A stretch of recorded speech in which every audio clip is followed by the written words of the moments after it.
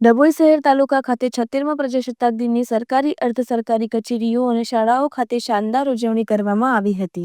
ડભોઈ શહેર તાલુકા ખાતે 26મી જાન્યુઆરી 2025ના રોજ ધ્વજ ફરકાવી પ્રજાસત્તાક દિનની ભવ્ય ઉજવણી કરવામાં આવી હતી.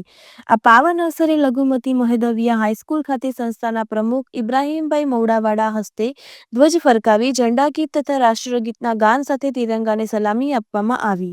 જ્યારે કે ડભોઈ તાલુકા પંચાયત, ડભોઈ નગરપાલિકા, civil court, railway station, police station, tower તેમજ દયારામ શારદા મંદિર હાઈસ્કૂલ, દીપકભાઈ બોઈવાલા, મોટા હબીપુરા નોબલ પબ્લિક હાઈસ્કૂલ, એમ મધવાણી, તાલુકા સેવા સદન તેમજ વિવિધ કચેરીઓ અને શાળાઓ ખાતે પણ 76મા ગણતંત્ર પર્વની રાષ્ટ્રધ્વજની સલામી આપી ઉજવણી કરવામાં આવી હતી.